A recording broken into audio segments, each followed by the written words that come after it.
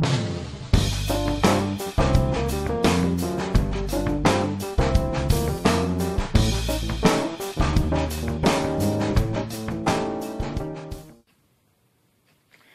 there, Fizz fans! Thanks for joining me for another episode of Double Crossed. Today I'm doing something, yet again, that's a little bit different from just a straight-up soda review. It's what I call a review and comparo, and it's where I first review a soda that is supposed to be a clone of a well-known soda, and then I compare it to the original. Today, the subject of the review is this huge 3-liter of Stars and Stripes Mountain. Just Mountain. This 3-liter does not fit in my fridge. Neither does the original 2-liter Mountain Dew that I bought to compare it to. So I have decanted each into smaller bottles. This is the bottle I used for the Mountain, and this for the Mountain Dew. And just for fun and games, I'm going to show them to you in the side-by-side. There's a slight color difference, but not much. But that's all the comparing I'm going to do until after I have sampled the Mountain. Now, the Mountain, what I did not know when I bought it, and I did buy it, it's not a sponsor, is that it has artificial sweeteners in it.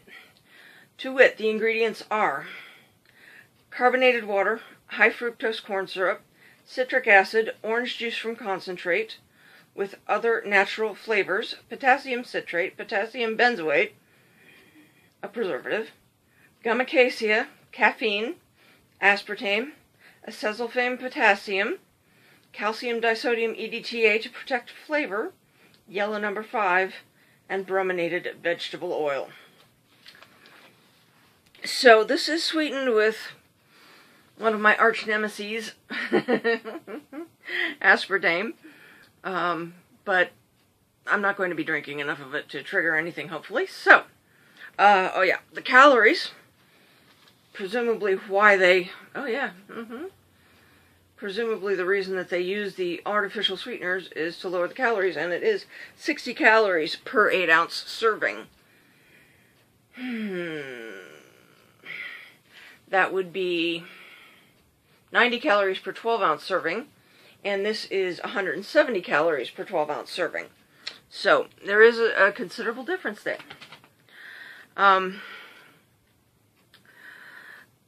The Stars and Stripes brand is made by a manufacturer called COTT, C-O-T-T, and they have been doing white label and off-brand for many, many years. I forget exactly how many, but quite a while. So presumably they're pretty good at it. And let's see here. The packaging that I saw, the only thing I saw were these 3 liters. I'm pretty sure they actually also do things in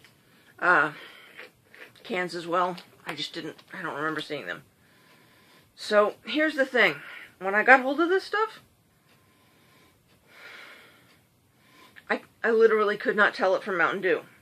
Now, it had been a while since I had drunk a straight Mountain Dew, because Mountain Dew Voltage is my favorite. Has been ever since it came out. Before that, I was a diehard Mountain Dew fan. I mean, oh, it's so good and so chuggable. But Voltage won my heart. So, I was surprised when I tasted this and discovered that it, to me, tasted exactly the same. Like I said, it's been a while, so my taster might be a bit off, but here we go.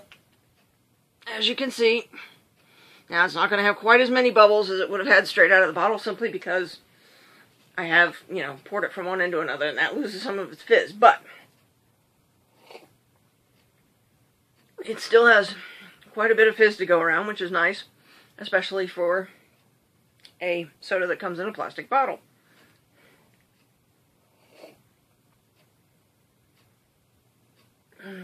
The bubbles are fairly fine. And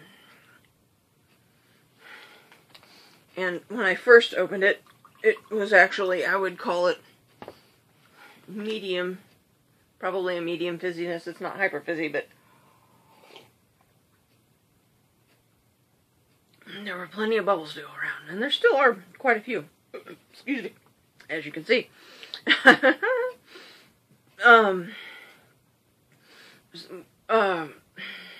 Here again, I'll show it to you again, but it's just very faintly cloudy, and mostly clear. No head to speak of. There wasn't even one. It was brand spanking new. Mouthfeel wise,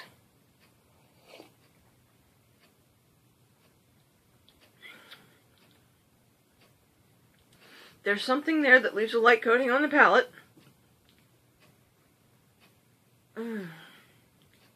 Presumably the high fructose corn syrup, since that is still the second ingredient. But what the high fructose corn syrup does for me is it prevents me from tasting the aspartame and the acesulfame K potassium, which is nothing short of a minor miracle to my taste buds. They're pretty sensitive to that stuff. Now, in the aftertaste, you can get it a little bit. Just the mere fact that there is an aftertaste kind of gives it away.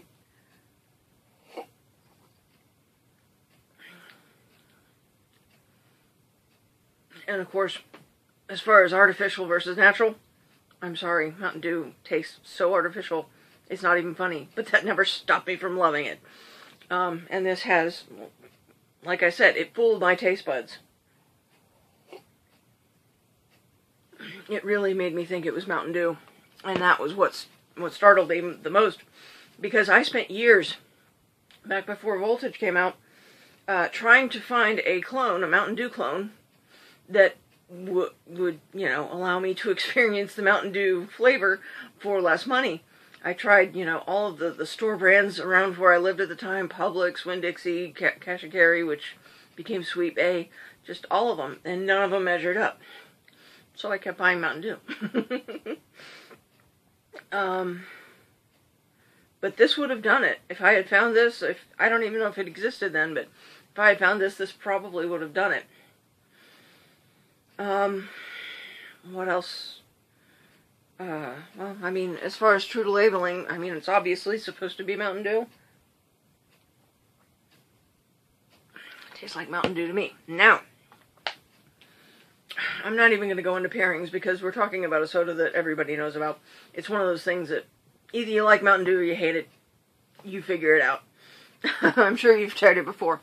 But the point of this is, I want to review its comparison to Mountain Dew, which, here's the little bottle, and I'm going to drink straight out of the bottle from here on out.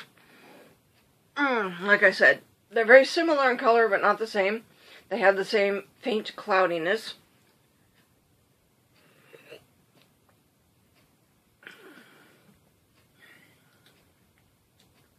Difference number one, the Mountain Dew has more bite.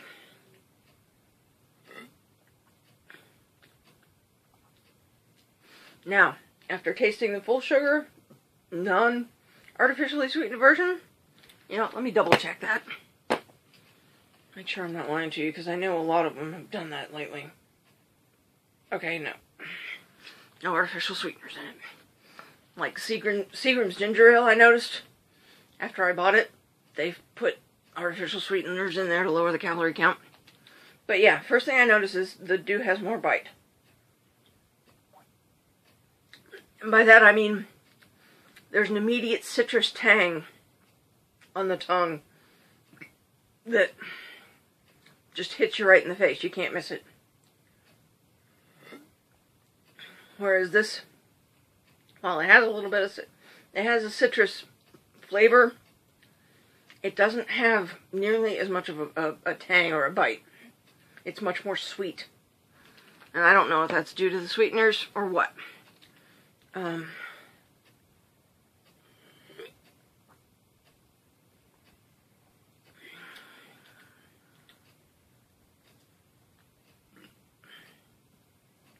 It does seem slightly more carbonated.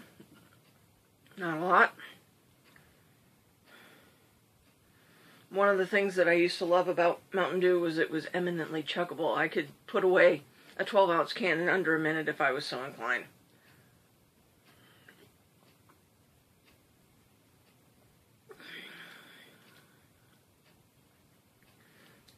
It has a very sweet finish and a very naturally sweet finish. It doesn't have the aftertaste that this does. But I'm telling you, even back to back, the artificial sweetener is more than a little difficult to notice in this.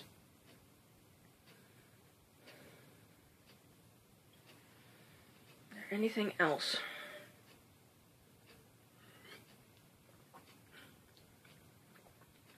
I mean, flavor-wise,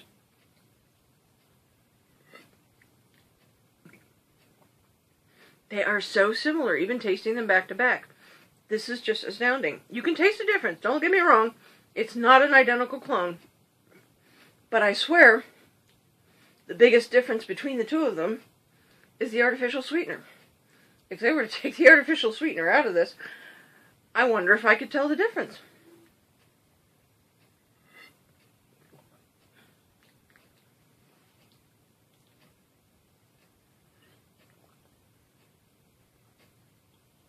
Yeah. So basically, three main differences. Number one, the clone has an artificial sweetener finish. It leaves that aftertaste in your mouth. Number two, the real thing has a few more bubbles. It's closer to what I would call hyper fizzy. And number three, the initial bite, the tang that you get on your tongue immediately upon taking a swig of the real Mountain Dew is not there for the clone. It is too sweet to have that much bite. But other than that, boy, they are really, really close. So, if you are not sensitive to artificial sweeteners, and if you are looking to save a buck or two, I would say Stars and Stripes Mountain is a really good alternative to Mountain Dew Original. Because it's a 3 liter. I found it at Dollar Tree. So 3 liters for $1. Great price and a taste that is so close, you're probably not going to miss the original very much. Pardon me. So there you have it. The comparison of a clone to an original where they've done an excellent job of approximating it. My only disappointment is the use of the artificial sweetener, because that makes it, not an option for some people. Whether it's over health concerns or, like me, they have a sensitivity to it that's going to cause them problems after drinking it. Gosh, if they would just take that out of there, I would buy that stuff all day to replace Mountain Dew. So anyway, I hope this has been educational for you. If you've tried this Stars and Stripes brand yourself and have anything to say about it, I'd love to hear your comments. I'd also love it if you would like and subscribe to my channel. Visit my Patreon page. And I really, really hope that you're having a good New Year. I'm recording this on New Year's Day. I don't know if I'll get it up today, but... And even if I don't make it up today, I hope that you stay fizzy and have a great day.